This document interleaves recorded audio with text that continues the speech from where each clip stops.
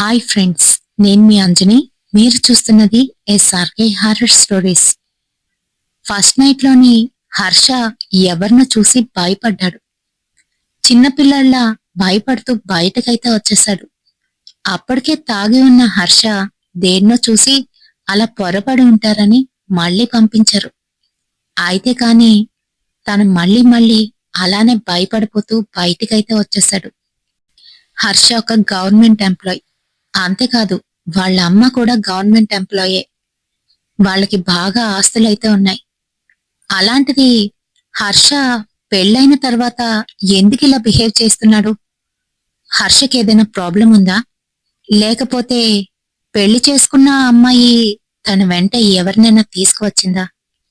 అది తెలుసుకోవాలంటే వీడియో తప్పకుండా చూడాలి. మరింకెందుకు ఆలస్యం, లేట్ చేయకుండా ఒక రూమ్లోకి వెళ్ళి తలుపులన్నీ వేసుకొని హెడ్ ఫోన్స్ పెట్టుకొని వీడియోని వినండి. మంచి థ్రిల్ అయితే ఉంటుంది. అయితే ఇప్పుడు ఏమాత్రం ఆలస్యం చేయకుండా వీడియోలోకి వెళ్ళిపోదాం.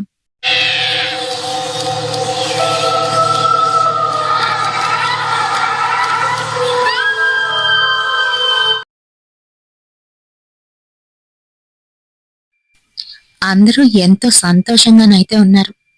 బయటనున్న హర్ష వాళ్ళ అమ్మ, వాళ్ళ నాన్న, ఇంకా వాళ్ళ తమ్ముడు, చెల్లెలు చాలా సంతోషపడుతున్నారు.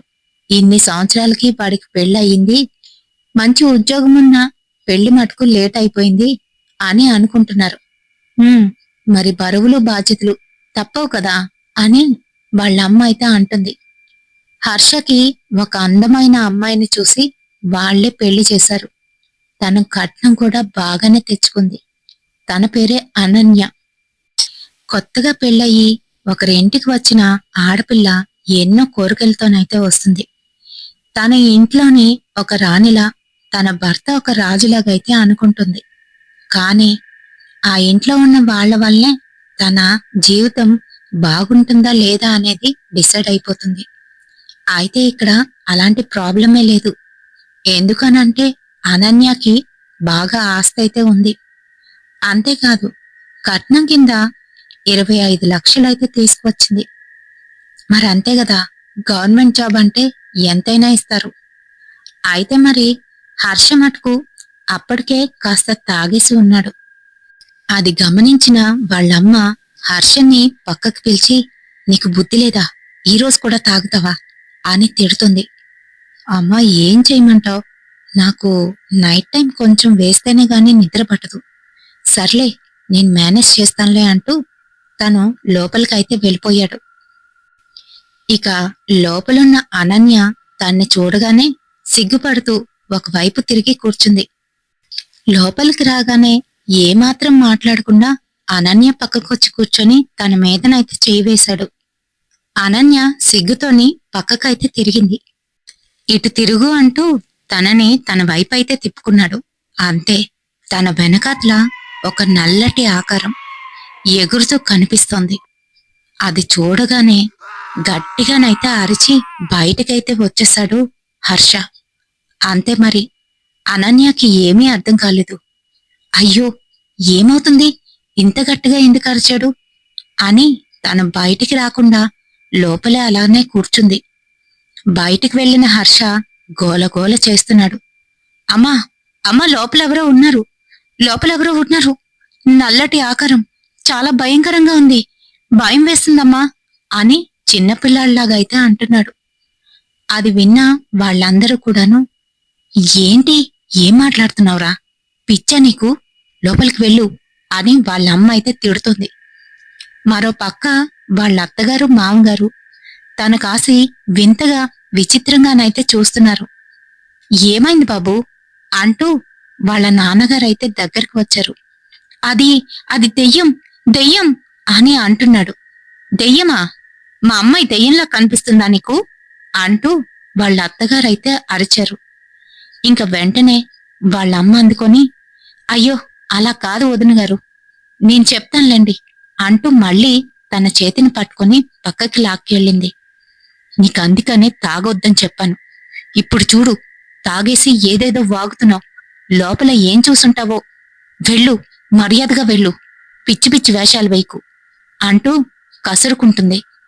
అమ్మా నీకు చెప్తున్నానా, నేను నిజంగానే అంటూ ఉన్నా కూడా తను అదేమీ పట్టించుకోలేదు.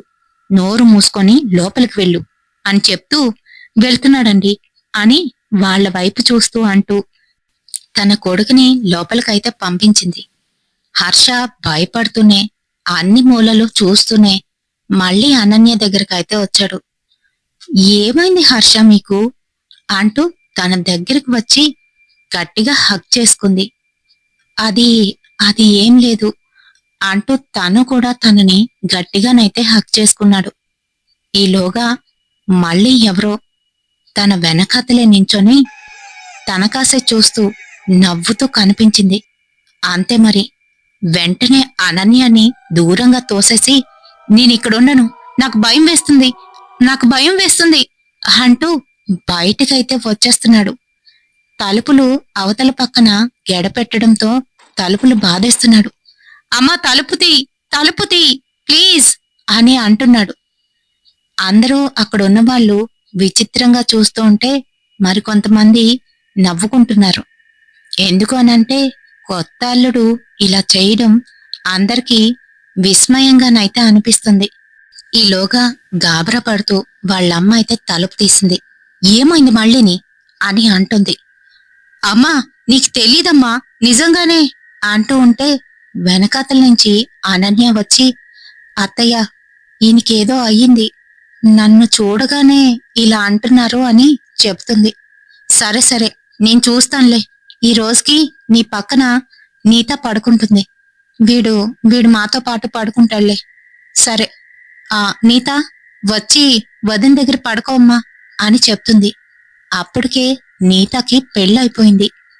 వాళ్ళన్నయ్య పెళ్ళని వచ్చిన నీత ఇంకా అక్కడ ఉండడంతో సరేనమ్మా అంటూ వాళ్ళ వదిన రూంలోకైతే వెళ్లి ఇద్దరు కబుర్లు చెప్పుకుంటూ పడుకున్నారు. మరి మిగతా వాళ్ళందరితో కలిసి పడుకున్న హర్షక్ మటుకు ఈసారి నార్మల్ గానే అనిపిస్తుంది. ఎటువంటి ఇబ్బంది అయితే లేదు. మర్నాడు తెల్లవారు లేవగానే తలనొప్పి అంటూ కిచెన్లోకైతే వెళ్ళాడు. వాళ్ళమ్మ కోపంగా చూస్తూ ఇదిగో తాగు అంటూ మజ్జిగైతే ఇచ్చింది. అది తాగుతూ సారీ అమ్మా, రాత్ర నిజంగానే నేను ఎక్కువ తాగినట్టున్నాను, అందుకనే అలా అనిపించింది అని అంటున్నాడు.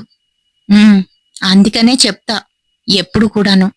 అయినా పెళ్లిలోని తాగడం ఏంట్రా, నువ్వే పెళ్లి కొడుకువు కదా, తాగడమేంటి అని అంటుంది. ఏం చేస్తానమ్మా, నాకు తాగితే గాని నిద్ర పట్టదు అని అంటున్నాడు. సర్లే వెళ్ళి దానికేం చెప్పుకుంటావో చెప్పుకో. ఆ పిల్ల కొంచెం తెలివితేటలు ఎక్కువే చూపిస్తుంది, జాగ్రత్త అని అంటుంది. సర్లే నేనది చూసుకుంటానులే అంటూ తన రూంలోకైతే వెళ్ళాడు. అనన్య అప్పుడే స్నానం చేసి బయటికైతే వచ్చింది. తన జుత్తుని సవరించుకుంటుంది.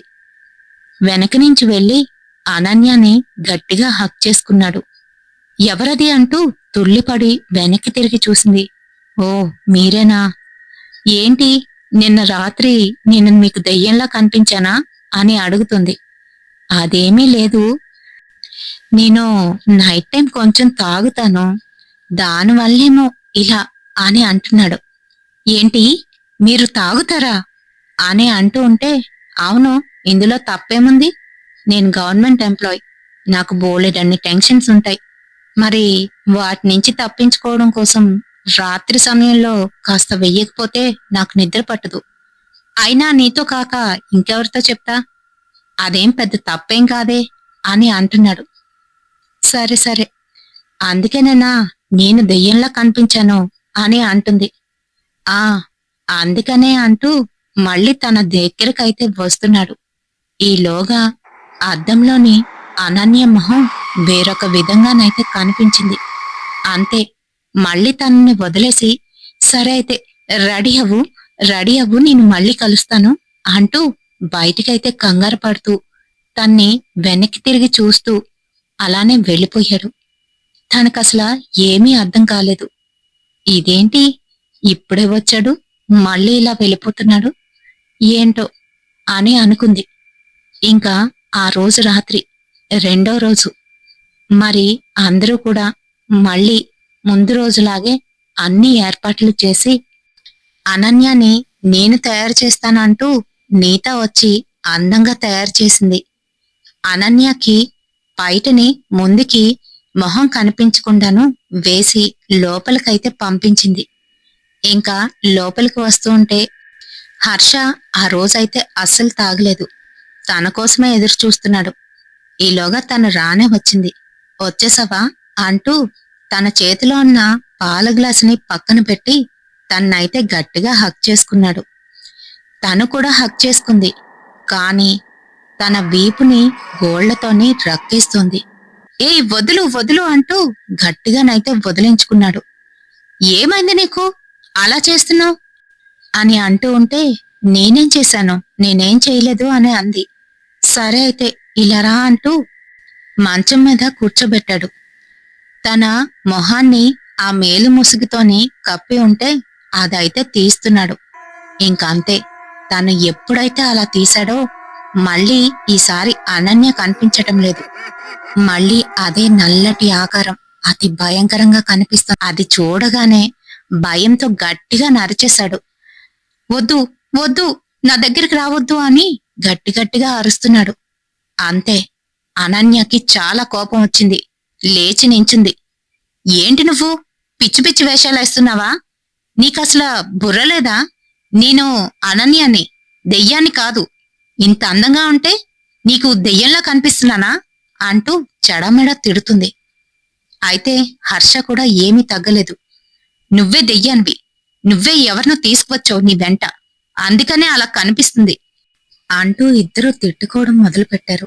అనన్య అస్సలు తగ్గలేదు. గట్టిగట్టిగా తన్ని కూడా తిడుతుంది. అనన్య అలా కోపంగా తన్ని తిట్టేసరికి ఇంకా హర్షకి పట్టరాని కోపం వచ్చేసింది. భర్తను పట్టుకొని తిడతావా? నీకు మీ అమ్మ బుద్ధి జ్ఞానం నేర్పించలేదా అంటూ తన బుగ్గ మీద ఒక్కటైతే ఇచ్చాడు. అంతే. తాను కూడా బాగా చదువుకుంది, కాకపోతే ఉద్యోగం చేయట్లేదు. తనకి పట్టలేని కోపం అయితే వచ్చింది. నీ దగ్గర తప్పు పెట్టుకొని నన్నే కొడతావా అంటూ వెంటనే తను కూడా ఒక్కటైతే ఇచ్చింది. అంతే. ఈ గొడవ బయట వాళ్ళకి గట్టిగట్టిగా వినబడ్డం మొదలైంది. వాళ్ళు తలుపులు బాతున్నారు. వెంటనే వచ్చి తలుపైతే తీశాడు హర్ష. ఏమైందిరా అని వాళ్ళమ్మ అడుగుతూ ఉంటే, ఏమవుతుంది, పనికి మాలిన పెళ్లి చేసావు చూడు, ఇప్పుడు ఇది నా మీదే చెయ్యెత్తింది, అంతేకాదు ఇష్టం వచ్చినట్టుగా తిడుతుంది అని తన గురించి అయితే చెప్తున్నాడు. అవును మరి, నన్ను కొట్టినప్పుడు లేదా? చూడండి నాన్న ఎలా అయిపోయిందో నా బుగ్గ అంటూ చూపిస్తుంది. అంతే మరి. ఇప్పుడు వాళ్ళిద్దరి తగు పెద్దవాళ్ల తగు కింద అయితే మారిపోయింది. వాళ్ళమ్మ వీళ్ళ నాన్న ఎంత చెప్తున్నా కూడాను వినట్లేదు. హర్ష వాళ్ళ అమ్మ, అనన్య వాళ్ళ నాన్న అస్సలు తగ్గట్లేదు. గొడవ ఇంకా పెద్దదవడంతోనే అనన్యని తీసుకొని వాళ్ళ అమ్మ నాన్న అక్కడి నుంచి వెళ్ళిపోయారు. పోతే పొండి, నలుగురికి విషయం తెలిస్తే మీ అమ్మాయినా అంటారు అని అంటున్నాడు హర్ష. వాళ్ళమ్మ ఊరుకోరా అని అనేసింది. అంతేగాని కొడుకు అలా చేసినందుకు ఏమాత్రం కొడుకునైతే తిట్టడం లేదు.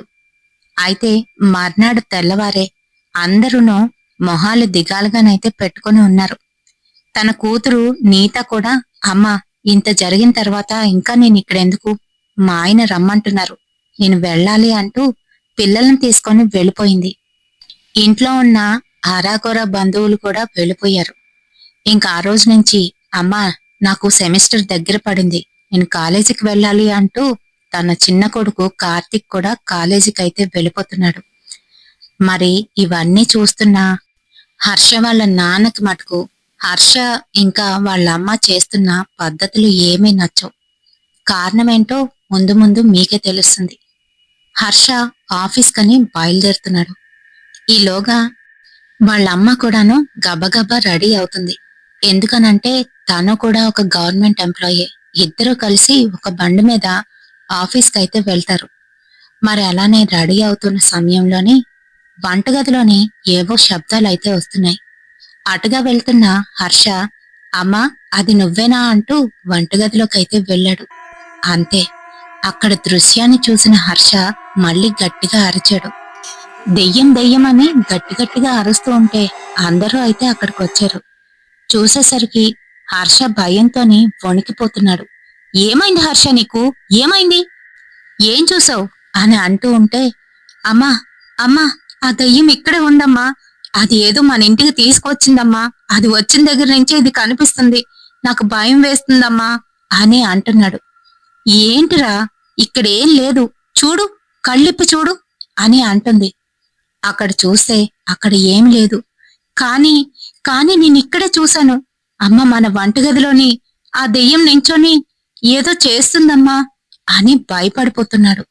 ఇంక అంతే, వాళ్ళమ్మ తిడుతూనే, పద పద, ఆఫీస్కి లేట్ అవుతుంది, చదువుకున్నాం, ఇంకా మూఢనమ్మకాలేంటి, దెయ్యాలు లేవు దేవుళ్ళు లేరు, పద పద అంటూ గట్టిగానైతే గదిమింది. ఇంక వాళ్ళ నాన్న రిటైర్ టీచర్, తన ఇంట్లోనే ఉంటాడు. తను వాళ్ళిద్దరినీ చూసి, ఏమైంది నాన్న, ఎందుకలా అంటున్నావు అని అంటూ ఉంటే, ఏం లేదులే, ఏం లేదు అని జవాబిచ్చి తన రూంలోకైతే వెళ్ళిపోయాడు. మరి రెడీ అయ్యి తను వాళ్ళ అమ్మని తీసుకొని ఆఫీస్కైతే వెళ్ళిపోయాడు. ఇద్దరు ఆఫీసులకి ఒక 2-3 కిలోమీటర్ల దూరం అయితే ఉంటుంది. ప్రతిరోజు దేబెడతాడు గాని వచ్చేటప్పుడు వాళ్ళమ్మ మధ్యలోని బజార్ చూసుకొని ఇంటికైతే వస్తుంది. తనతో కలిసి అయితే రాదు. మరి వీళ్ళు ప్రతిరోజు ఆఫీస్కి ఇంకా కాలేజ్కి వెళ్ళిన తర్వాత హర్ష వాళ్ళ నాన్న గురుమూర్తి గారు ఒక్కరే ఇంట్లో ఉంటారు. ఆయనకి ఎటువంటి పారానార్మల్ యాక్టివిటీస్ అయితే కనిపించడం లేదు. హర్ష వాళ్ళ అమ్మ మాధవీలత ప్రతిరోజులానే ఆ రోజు కూడా కాయగూరలకని ఆ మార్కెట్కి అయితే వెళ్ళింది. తను మార్కెట్ చేసుకొని అది మోసుకుంటూ కొంచెం దూరం వచ్చిందో లేదో, అక్కడొక నిర్జన ప్రదేశం. అక్కడికి వచ్చేసరికి తన పెద్ద కొడుకు అయితే కనిపిస్తున్నాడు. ఏ హర్ష, ఏంట్రా, నీ బండేది అని అడుగుతుంది. దానికి హర్ష నవ్వుతూ, ఆఫీస్లో ఉంది, చిన్న రిపేర్ వస్తే ఆఫీస్ పక్కనున్న షాప్లో ఇచ్చానమ్మా అని చెప్తున్నాడు. ఈలోగా సరే ఇదిగో ఈ బ్యాగ్ పట్టుకో అని బ్యాగ్ అయితే ఇచ్చింది. కాయగూరల బ్యాగ్ ని పట్టుకొని తన వెంట నడుచుకొని అయితే వస్తున్నాడు. ఏవేవో మాట్లాడుతుంది మాధవీలత, కాని ఒక్కదానికి కూడా సరిగ్గా సమాధానం చెప్పట్లేదు. తన కాసి చూసి చిన్న స్మైల్ అయితే ఇస్తున్నాడు. మరి వాళ్ళు వచ్చే దారంతా కూడాను షార్ట్ కట్ వే అవడంతోనే అక్కడ పాడైపోయిన ఇల్లులైతే ఉంటాయి. అంటే గవర్నమెంట్ కట్టించిన ఇల్లులన్నమాట. అందులోని పెద్దగా జనాభా అయితే ఉండరు. అయితే ఆ సందుల్లో నుంచి నడుచుకొని వస్తూ ఉన్న సమయంలోని ఉన్నట్టుండి అలానే ఆగిపోయాడు హర్ష. ఏమైందిరా నీకు, పద అని అంటుంది. కాని ఏం మాట్లాడకుండా నించొని ఏటో చూస్తున్నాడు. ఏయ్, నీకే చెప్తున్నాను, పద, ఇక్కడ స్తంభంలా అలా నించుండిపోయావేంటి అని అంటూ తన చేతినైతే పట్టుకుంది.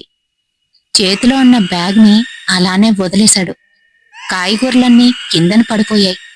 ఏంట్రా నువ్వు, ఏం చేస్తున్నావు, కాయగూరలన్నీ పడేశావు అంటూ చూసేసరికి తన చెయ్యి చల్లగానైతే తగులుతుంది. అంతేకాదు, తన కాసి చూసి మళ్ళీ అదే వింత నవ్వు. అది భయం గొలిపేటట్టయితే ఉంది. అంతేకాదు, తన చేత్తోని అక్కడున్న ఒక ఫ్లోర్ వైపు అయితే చూపిస్తున్నాడు. ఏమైంది, అక్కడేంటుంది అంటూ సడన్ గా మాధవీలత తిరిగి చూసేసరికి అక్కడ గాల్లో తేలుతూ తెల్లటి వస్త్రాల్లో ఒక అమ్మాయి అయితే కనిపించింది. అంతే, గట్టిగా అరిచేసింది మాధవీలత. గీత అని భయపడిపోతూ అక్కడి నుంచి పరిగెత్తబోయి ముందుకైతే పడిపోయింది. తన భారీ ఆకారం అందులోకి అలా పరిగెడుతూ ముందుకు పడిపోవడంతోనే కాళ్ళకి చేతులకి దెబ్బలైతే తగిలేశాయి. తను లేచి పరిగెట్టబోతూ ఉంటే తన్ని గట్టిగానైతే పట్టుకున్నాడు హర్ష. ఈలోగా పైనున్న ఆ గీత ఎగురుకుంటూ కిందకైతే వస్తుంది. అంతే, అది సాయంత్ర సమయం, పైగా నిర్జన ప్రదేశం. అక్కడ పాడైపోయిన ఇళ్ళు మాత్రమే ఉంటాయి, జనావాసం అస్సలుండదు. తను గట్టిగట్టిగా అరుస్తున్నా ఎవ్వరికీ తెలీదు. ఇంక కొంతసేపటికి ఏమైందో తెలియదు గాని స్పృహ తప్పి అక్కడే పడి ఉంది మాధవీలత. మర్నాడు తన కళ్ళిప్పి చూసేసరికి హాస్పిటల్లోనైతే ఉంది. పక్కన జ్యూస్ తీస్తున్న తన చిన్న కొడుకు, మరో పక్క తన భర్త అయితే ఉన్నారు. మాధవి, లేచావా? ఇప్పుడెలా ఉంది అని అడుగుతున్నాడు కంగారుగా. హా, పర్వాలేదు. వీడేడి అని అడిగింది. హర్ష టాబ్లెట్లు తేడానికి వెళ్ళాడు, వచ్చేస్తాడు అని చెప్తున్నాడు. వాడేం చేశాడో తెలుసా అంటూ దీనికి కారణం వాడే అని అంటూ ఏడుస్తుంది. ఏంటి వాడా? వాడేం చేశాడే? పాపం నిన్న ఆఫీస్ నుంచి లేటుగా వచ్చాడు. అదే సమయానికి వాళ్ళ ఫ్రెండ్ కాల్ చేసి మీ అమ్మగారు ఇక్కడ పడిపోయి ఉన్నారు అని చెప్పడంతో హుటాహుటిన పరిగెత్తుకు వెళ్లి నిన్న అక్కడి నుంచి తీసుకొచ్చి హాస్పిటల్లో జాయిన్ చేసింది వాడే అని చెప్తున్నాడు. ఒక్కసారిగా మాధవికి బ్రెయిన్ పనిచేయలేదు. ఏం మాట్లాడుతున్నారండి? నేను ఆఫీస్ అయిపోయిన తర్వాత ఎప్పట్లాగే కాయగూరలు కొన్నాను. నా మటుకు నేను వచ్చేస్తుంటే వీడక్కడ కనిపించాడు. సరే ఏమైందిరా, బైకేది అని అడిగితే ఏదేదో చెప్పాడు. ఆ తర్వాత ఇద్దరం కలిసి వచ్చాం. నా బ్యాగ్ కూడా పట్టుకున్నాడు. తర్వాత ఏమైందంటే అంటూ ఒక్కసారిగా నిన్న జరిగింది గుర్తు చేసుకుంది మాధవి. అంతే, తన భయంతో వణికిపోతుంది. ఈలోగా అక్కడికి హర్ష కూడా వచ్చాడు. ఏమైందమ్మా అని అడుగుతున్నాడు. జరిగిందంతా కొడుకి కూడా వివరించింది. అదే ఆ గీత గీత అని అంటుంది. గీత అనే మాట వినేసరికి ఇంట్లో వాళ్ళందరూ కూడాను షాక్ అయ్యారు. ఏంటి, ఏం మాట్లాడుతున్నావు? ఆ అమ్మాయి కనిపించడం ఏంటి అని తన భర్త అయితే అంటున్నాడు. అవును, అదే భయంగా ఉంది అని అక్కడితో ఆ మాటనైతే ఆపేసింది. ఇంకా ఇరుగు పొరుగు వారిని అడిగి ఒక తాంత్రికుడి గురించి అయితే తెలుసుకుంది. తన్ని ఇంటికైతే పిలిచింది. ఏం చేస్తున్నావు మాధవి? ఇంటికి ఇలాంటి వాళ్ళని ఎందుకు తీసుకొచ్చావు అని అడుగుతుంటే, "ష్ష్, మీకు తెలీదు, ఆగండి. రేయ్, నువ్వు నేను ఖచ్చితంగా ఈ పూజలో కూర్చోవలసిందే. ఏదో జరుగుతుంది" అని తన కొడుక్కి కూడా చెప్పింది. మరి ఆ తాంత్రికుడు వీళ్ళ గురించి అన్నీ తెలుసుకొని, అవును నిజమే, ఒక అమ్మాయి మీ వెనక పడుతుంది, దాన్ని కట్టడి చేయడం నాకు తెలుసు అంటూ ఏవో కొన్ని మంత్రాలు చదివి వాళ్ళకి తాయెత్తులైతే ఇచ్చాడు. ఇవి విప్పకండి, ఇవి ఉన్నంతకాలం మీరింట్లోని ఎటువంటి తామసమైన పనులు చేయకూడదు. అంటే అర్థమైందిగా, నాన్ వెజ్ తినకూడదు, భార్యాభర్తలు కలవకూడదు, అంతేకాదు ఎటువంటి హింసాత్మకమైన పనులు చేయకూడదు అని చెప్తున్నాడు. సరే, అలాగే చేస్తాం గురువుగారు అని చెప్తుంది మాధవి. అంతేకాదు, ఊరు దాటి బయటికి వెళ్ళకండి అని చెప్పేశాడు. సరే అని ఒప్పుకున్నారు. అయితే మరి ఈలోగా వాళ్ళింటికి పోలీసులైతే వచ్చారు.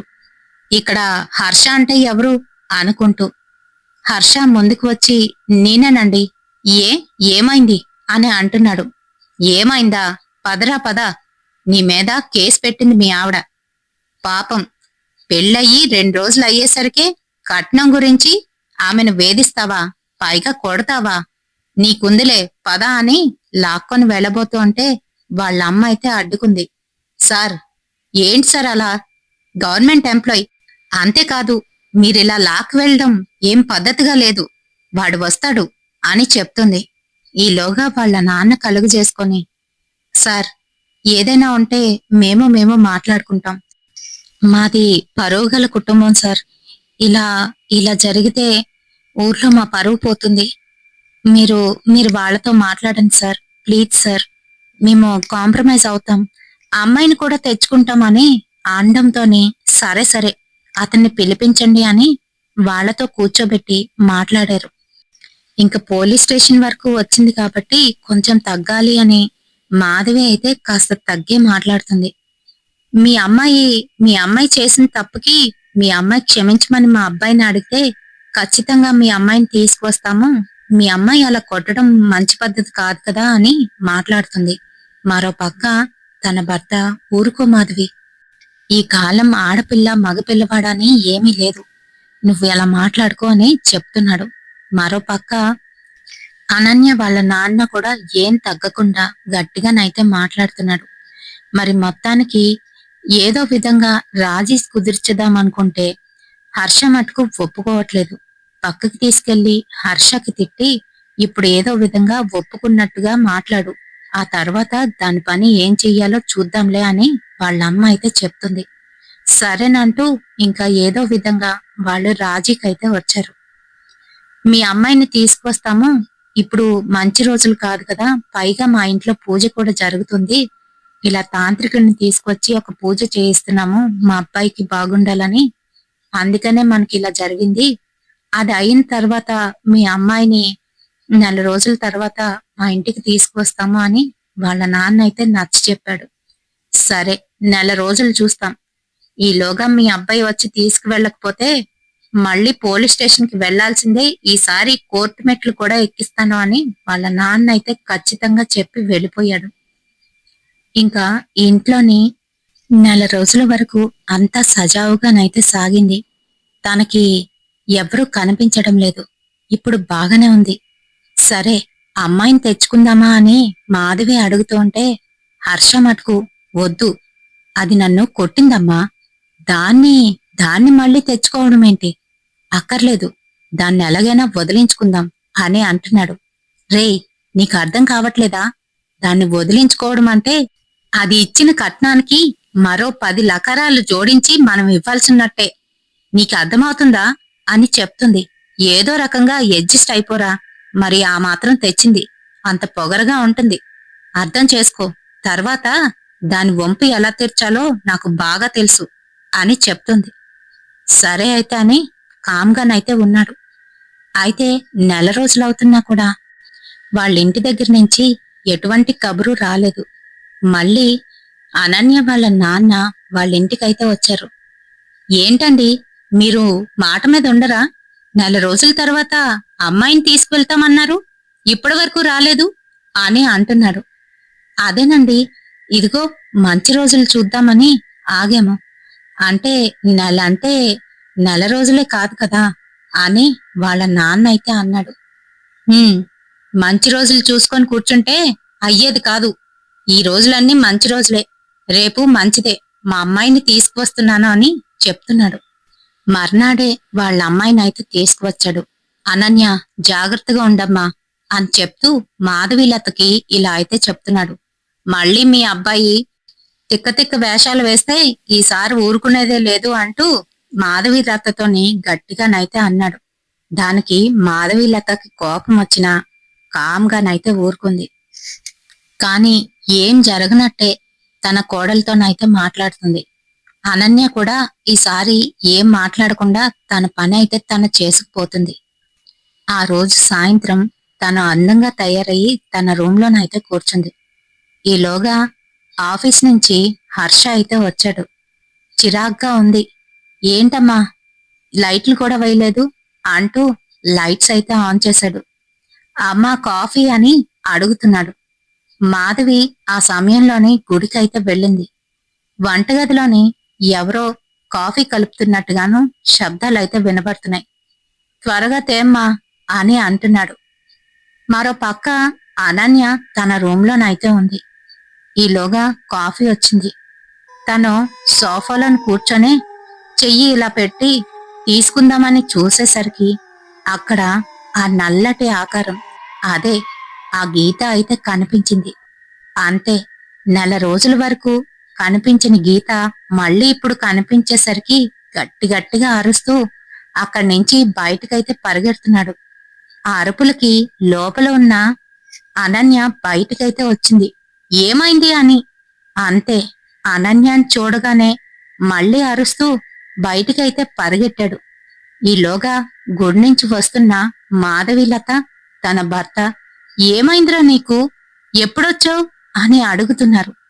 ఆ మాటలకి మళ్ళీ ఆ దెయ్యాన్ని తీసుకొచ్చి ఇంట్లో పెట్టారా, ఇప్పుడు అది కూడా కనిపిస్తుంది అని గీత గురించి అయితే అంటున్నాడు.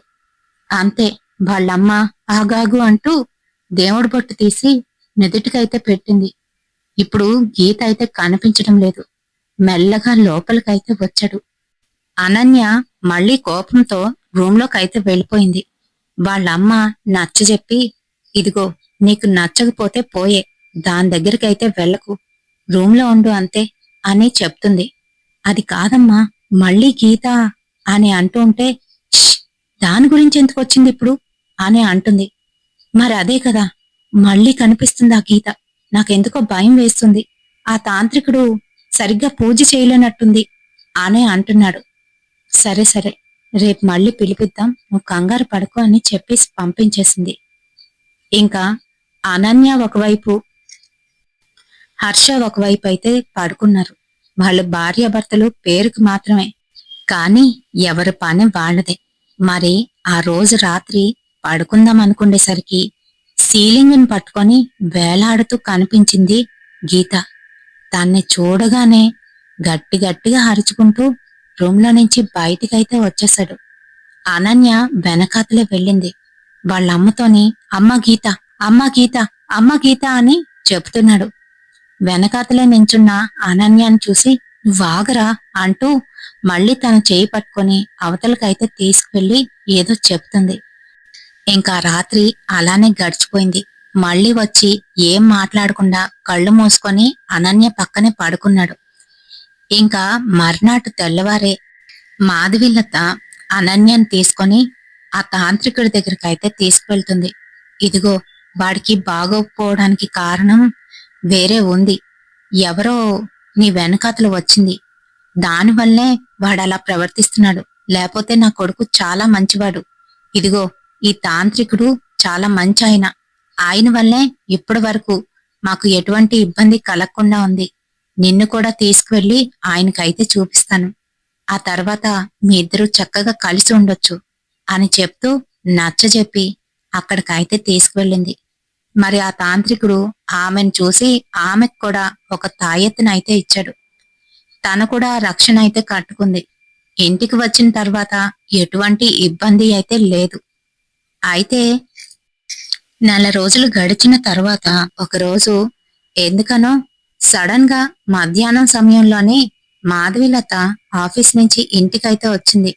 వాళ్ళ ఆయన, ఏంటి అప్పుడే ఆఫీస్ అయిపోయిందా అని అంటూ ఉంటే ఏం మాట్లాడకుండా వంటగదిలోకి వెళ్లి నీళ్లు తాగి బయటికైతే వచ్చేసింది. మళ్ళీ బయటకు వచ్చి చెప్పులు వేసుకొని వెళ్ళిపోతుంది.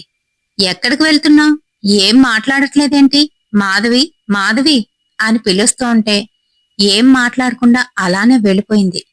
ఎందుకు వచ్చింది, ఎందుకు వెళ్తుంది, అసలు ఆఫీస్కి వెళ్ళలేదా ఈరోజు, రేయ్ ఈరోజు నువ్వు ఆఫీస్కి వెళ్ళలేదు కదా, మీ అమ్మ ఆఫీస్కి వెళ్ళిందా, ఎందుకు వచ్చినట్టు, ఎందుకు వెళ్తున్నట్టు అని లోపలున్న కొడుకునైతే అడుగుతున్నాడు. ఈలోగా పెరట్లో ఉన్న అనన్య లోపలికైతే వచ్చింది. మావయ్య గారు, మీరు వంటగదిలోకి ఏమైనా వెళ్ళారా, గ్యాస్ వాసన ఎలా వస్తుందేంటి అంటూ గబగబా లోపలికి వెళ్లి చూసేసరికి గ్యాస్ సిలిండర్ పైపు తీసేసి ఉంది. అందులో నుంచి గ్యాస్ విపరీతంగా లీక్ అయిపోతుంది. అది బిగించడానికి ప్రయత్నిస్తుంది గాని తన వల్ల కావట్లేదు. ఈలోగా వాళ్ళ మామగారు కూడా వచ్చి చూశారు. అమ్మో, ఉండు వాణ్ణి పిలుస్తానా అంటూ హర్షనైతే పిలిచారు. ఈలోగా హర్ష వచ్చి బిగించడానికైతే ప్రయత్నిస్తున్నాడు. వాళ్ళిద్దరూ దూరంగా వచ్చేశారు. అంతే, మరి ఎలా స్పార్క్ వచ్చిందో తెలియదు గాని సిలిండరు పేలిపోయింది. అది హాఫ్ సిలిండర్ కావడం వల్ల హర్షకి గాయాలయ్యి పూర్తిగా కాలిపోయాడు. దూరంగా ఉండి నించొని చూస్తున్న అనన్య ఇంకా వాళ్ళ నాన్న మటుకు తుళ్ళి మరో చోటుకైతే పడ్డారు. అనన్యకి చెయ్యి ఫ్రాక్చర్ అయింది. వాళ్ళ మామగారికి తలకి దెబ్బ తగిలింది. కాని వాళ్ళైతే సేఫే. హర్ష మటుకు కొన ఊపిరితోనైతే ఉన్నాడు. అక్కడే ఉన్న గీత తనని చూస్తూ నవ్వుతూ తన దగ్గరకైతే వచ్చింది. అంతే, తన్ని పట్టుకొని పీకైతే నొక్కేస్తుంది. అక్కడికక్కడే చనిపోయాడు హర్ష. ఇంకా ఆ విషయం తెలియగానే మాధవి అయితే హుటాహుటిన ఆఫీస్ నుంచి ఇంటికైతే వచ్చింది. బోరమని ఏడుస్తూ పక్కనున్న అనన్యాన్ని ఎన్ని అనాలో అన్ని అంటుంది. దీనివల్లే నా కొడుకు చనిపోయాడు అని ఏడుపు మొదలెట్టింది. అంతే, ఈ విషయం తెలిసిన మిగతా వాళ్ళందరూ కూడా వచ్చేశారు. అనన్యని అలా తిడుతూ ఉంటే అనన్య వాళ్ళ నాన్న అస్సలు ఊరుకోలేదు. అంతేకాదు నీ కొడుకు గురించి ఎవరికి తెలియదు అనుకుంటున్నావు? మేమంతా వాకప్ చేయించిన తర్వాతే నీ కొడుక్కిచ్చి పెళ్లి చేశాం. నీ కొడుకేం శ్రీరామచంద్రుడు కాదు అంటూ రివర్స్ లోనైతే తిడుతున్నాడు. అంతే గతుక్కు మనిపోయింది మాధవి. లేకపోతే అప్పటి వరకు అనన్యాని పోలీసులకు అప్పచెప్తానని, దీనివల్ల నా కొడుకు చనిపోయాడని ఏవేవో మాట్లాడుతూ అక్కడున్న వాళ్ళందరికీ అయితే చెబుతూ ఏడుస్తూ తిడుతూ ఉంది. అయితే మరి అసలు విషయానికి వచ్చేటప్పటికి హర్ష చిన్నప్పటి నుంచి వాళ్ళమ్మ పెంపకంలోనైతే పెరిగాడు. మగ అహంకారం చాలా ఎక్కువ. అంతేకాదు తన తల్లి తప్ప మరొక ఆడదాయి అంటే ఆట వస్తువు, ఆట బొమ్మలాగే కనిపిస్తుంది.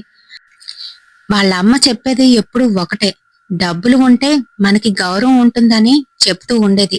అలానే నోరు పోసింది. అందుకనే బాగా చదివించింది.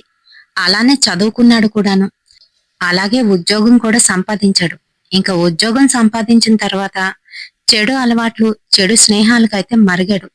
అంతేకాదు ఇంటి బాధ్యత అంతా కూడా తానే తీసుకున్నాడు. చెల్లికి పెళ్లి చేశాడు. అలాగే తమ్ముణ్ణి చదివిస్తున్నాడు కూడాను. మాధవిలత అందుకనే ఏమీ అనేది కాదు. వాడు చెడు తిరుగుళ్ళు తిరిగినా కూడా ఒక్క మాట అయితే చెప్పేది. అదేంటి అనంటే, నువ్వు నీ ఇష్టం వచ్చినట్టు నీ సంతోషం కోసం ఏవైనా చేసుకో, కానీ పెళ్లికొచ్చే సమయానికి మటుకు నేను చెప్పిన అమ్మాయినే చేసుకోవాలి. నువ్వు నచ్చిందని వేరొక అమ్మాయిని చేసుకున్నావు అనుకో, అది నీ నెత్తి మీదకి తైతక్కలాడుతుంది. అదే నేను చెప్పిన అమ్మాయిని చేసుకున్నావు అనుకో, డబ్బుతో పాటు మనం చెప్పినట్టుగా వినిపించుకునే అమ్మాయి వస్తుంది అని నూరు పోసింది. మరి అలానే ఉండేవాడు. అయితే అప్పుడే గీత అయితే పరిచయం అయింది. తను పక్క వీధిలోనే, అదే మనం చెప్పుకున్నాం కదా, అక్కడ ఒక కాలనీ ఉంటుంది, బాగా పాడుపడిపోయిన ఇల్లులుంటాయని. ఆ ఇంట్లోని గీత అయితే ఉండేది వాళ్ళ అమ్మ నాన్నతోనే. మరి గీత అందచందాలకి పూర్తిగాను మాయమర్చిపోయాడు. గీతని ప్రేమిస్తున్నానా అంటూ వెంటపడి వేధిస్తూ మొత్తానికి ఎలాగైతేనే తాను కూడా తిన్ని ప్రేమించినట్టుగానైతే చేసుకున్నాడు. అంతేకాదు నా డబ్బు చూసి వచ్చిందని అనుకుంటూ ఉండేవాడు. అయితే మరి ఒకరోజు అనుకోకుండా ఎవరూ లేని సమయంలో మా ఇంటికి రావా అంటూ పిలిచాడు.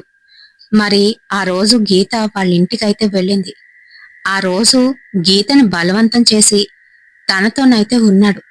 మరి గీత పూర్తిగా తన మాయలో పడి పెళ్లి చేసుకుంటాడు అని అనుకుంది. ఎన్నో ప్రామిస్లు అయితే చేశాడు. 2 నెలల తర్వాత గీత కడుపుతో ఉన్న సంగతి గీతకైతే తెలిసింది. తన దగ్గరికెళ్లి ఎంతో ప్రాధేయపడింది. పెళ్లి చేసుకో, లేకపోతే మా పరువు పోతుంది అని తన్ని ప్రాధేయపడింది. ఆయన కూడా ఇలా అయితే మాట్లాడుతున్నాడు. నిన్ను పెళ్లి చేసుకోవడం నాకు ఇష్టమే, కానీ మా అమ్మ వాళ్ళకి కట్నం కావాలంట. 25 లక్షలు కట్నం తెచ్చుకున్న అమ్మాయి ఉంటే చూస్తున్నారు. నువ్వు ఆ డబ్బులు ఇవ్వగలిగితే ఖచ్చితంగా నిన్ను చేసుకుంటానని ఇలా అయితే మాట్లాడాడు. అంతే, తనకు అర్థమైపోయింది వాడి చేతిలో మోసపోయిన విషయం. ఇక అక్కడ ఏం మాట్లాడకుండా అలానే వెళ్లి వాళ్ళింట్లో ఊరిపోసుకుంది. అంతే మరి. అప్పటినుంచి గీత హర్ష వెనకాతలే తిరుగుతుంది. మరి వెంటనే వాళ్ళమ్మ సంబంధం చూడడం, ఈ పెళ్లి చేయడంతోనే గీత కనిపించడం అయితే మొదలయ్యింది. ఇంకా అలానే వాడిని బలి తీసుకుంది. మరి ఈ స్టోరీ రియల్ గా జరిగిందేనండి. కాకపోతే నేను కొన్ని క్యారెక్టర్స్ మార్చి చెప్పడం అయితే జరిగింది. పాపం కదా. మీకెలా అనిపించింది అనేది కామెంట్ సెక్షన్ లోనైతే కామెంట్ చేయండి. అయితే కేవలం అబ్బాయిలే కాదు, అమ్మాయిలు కూడా మోసం చేసి వెళ్ళిపోయిన వాళ్ళు అయితే ఉంటున్నారు ఈ కాలంలోని. ఏంటంటే ప్రేమ అనే దానికి విలువ తెలియని వాళ్ళు అనమాట. అలాంటి విలువ తెలియని మనుషుల కోసం చనిపోవడం అనేది చాలా దారుణం. అలా చేయకూడదు. మరి ఈ వీడియో మీకు నచ్చితే తప్పకుండా ఒక లైక్ అయితే వేయండి. లాస్ట్ వీడియోకి మనకు వచ్చిన కామెంట్స్ ఎక్కడి నుంచి వచ్చాయనేది చూసేద్దామా మరి. ముదుగు వీరమణి గారు, కోడూరి తులసి గారు, చక్రపాణి గారు, వినయ్ గారు, బాలాజీ విజయనగరం నుంచి, పి రవిశంకర్ గారు స్వర్ణ నుంచి, మురళీకృష్ణ గారు, గౌతమ్ గారు, Vijayakrishna Rani sister, Basina Vijay sister, Lakshmi sister, N Lakshmi sister, Bali Lakshmi sister, Jyothi sister, Sandhya sister, Amalu sister, Ruby sister, Vasudha sister Mounika, Indira's kitchen నుంచి ఇందిరా గారు, హాస్ని వ్లాగ్స్ నుంచి రెజీనా సిస్టర్, గ్రీన్ హ్యాండ్స్ నుంచి స్వాతి సిస్టర్, లిఖిత సిస్టర్. ఇంకా ఎవరినైనా మిస్ చేసినట్లు అనిపిస్తే ఖచ్చితంగా నాకు కామెంట్ సెక్షన్ లో అయితే కామెంట్ చేయండి. వాళ్ళ పేరుని నెక్స్ట్ వీడియోలో తప్పకుండా తీస్తాను. మరి రేపటి సరికొత్త హర్రర్ ఇన్సిడెంట్ తో మళ్ళీ కలుద్దాం. Until then bye.